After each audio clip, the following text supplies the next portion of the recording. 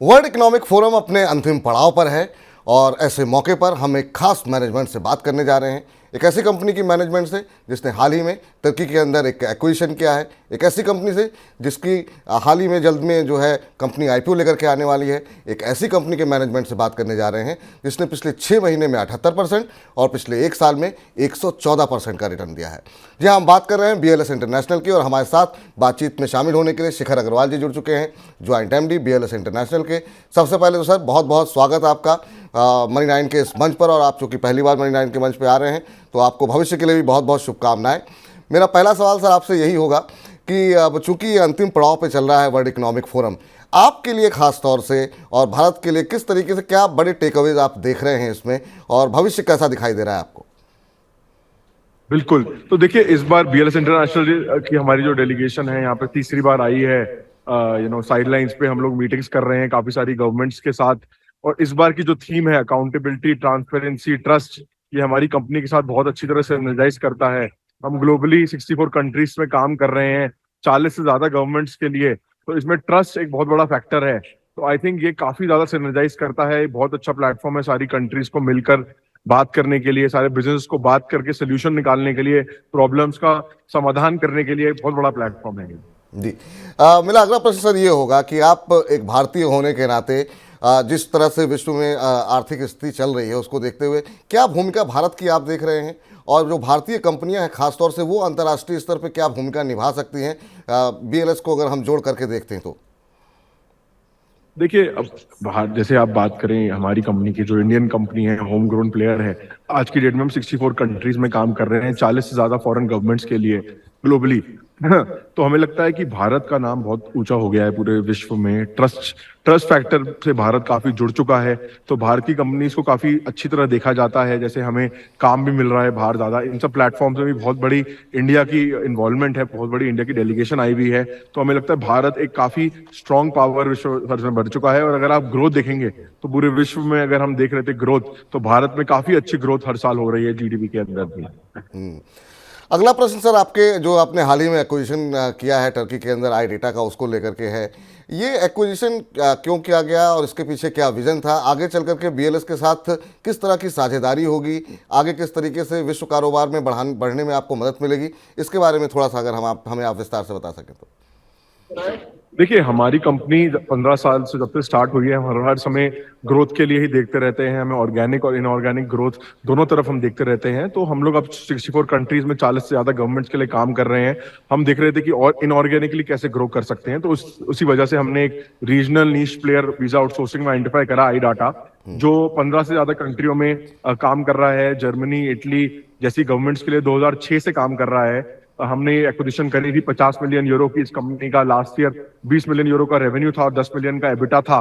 तो हमें लगता है इस कंपनी के एक्विजिशन से हमें इस एरिया में, टर्की जैसी एरिया में, सीआईएस एरियाज में काफी अच्छी स्ट्रॉन्ग होल्ड, फुटहोल्ड मिलेगा, काफी ग्रोथ मिलेगी। आगे जो टेंडर आ रहे हैं उसमें भी हमारी क्वालिफिकेशन क्राइटेरिया बढ़ जाएगा, हमारा नेटवर्क बढ़ेगा, और हमारे जो ऑफिस इन सब कंट्रीज में दोनों के हैं, हम सोचेंगे आगे जाकर इनको रीअलाइन कर पाए, हमारी कॉस्ट दोनों कंपनीज की कम हो पाए और प्रॉफिट मार्जिन बढ़ पाए।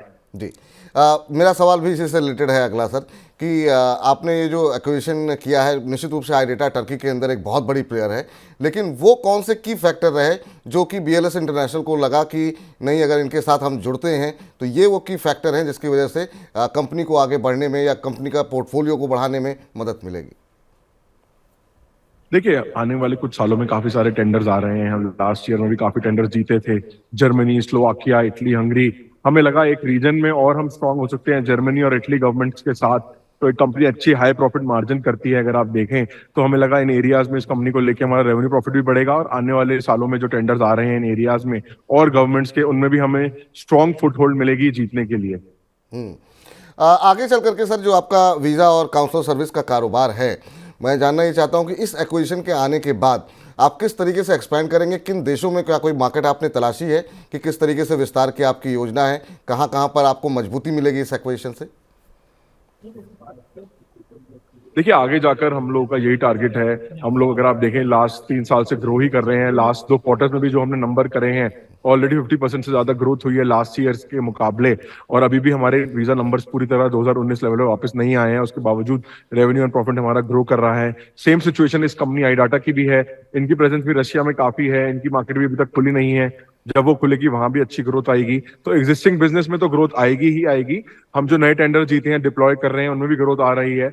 बल्कि जो बाकी टेंडर्स आ रहे हैं, काफी बड़ी अपॉर्चुनिटी आ रही है ग्लोबली, उनमें भी काफी अच्छी ग्रोथ आ सकती है। जी, हमने ये तो हम जानते हैं कि आईडेटा की सर इटली और जर्मनी के साथ एक्सक्लूसिव पार्टनरशिप है। अब ये इस एक्विजिशन के बाद यहाँ पर आपको किस तरीके का फ़ायदा मिलने वाला है? क्या इसके लिए कोई स्पेसिफिक प्लान है आपके पास? देखिए, इस एक्विजिशन के बाद हमें इस एरिया में एक तो स्ट्रॉन्ग फुटहोल्ड मिल गया, हमारा रीच काफी एक्सटेंसिव हो गया है।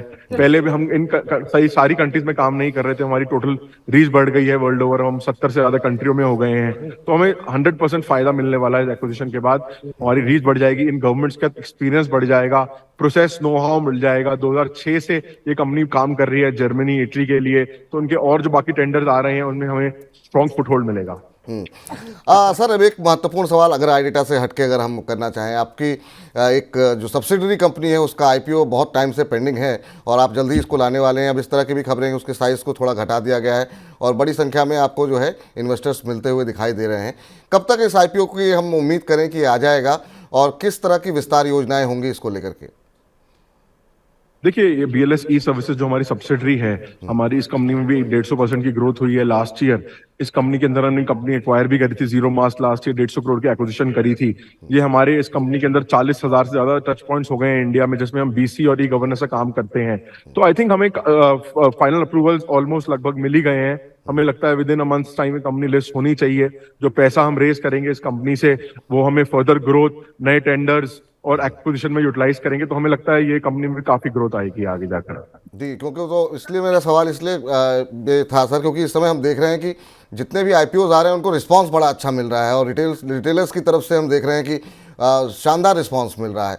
तो ऐसे में उम्मीद करते हैं कि आप भी प्राइस बैंड ऐसा रखें कि जो तमाम हमारे दर्शक हैं, रिटेलर्स हैं, जो आईपीओ में पैसे लगाते हैं, उनको भी कुछ मिल सके और वो लोग भी अच्छा मुनाफा कमा सकें। तो आपकी बात को यही हम मान के चलें कि 1 महीने के अंदर या 1 से 2 महीने के अंदर ये आईपीओ आ जाएगा? करेक्ट, बिल्कुल।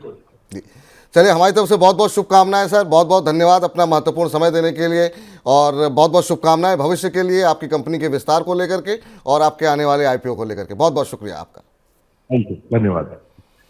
चलिए, तो हमारी इस खास पेशकश में इतना ही। और अभी अगर हम देखें तो BLS इंटरनेशनल के शेयर में, जैसा कि हमने कार्यक्रम की शुरुआत में ही बताया, काफ़ी शानदार तेज़ी देखने को मिली है। काफ़ी सारी खबरें थी, उन खबरों पर हमने मैनेजमेंट से खासतौर से एक्सक्लूसिव बातचीत की ताकि मैनेजमेंट को लेकर के, कंपनी के बारे में आपको और विस्तृत जानकारी मिल सके। इस खास पेशकश में इतना ही। नमस्कार।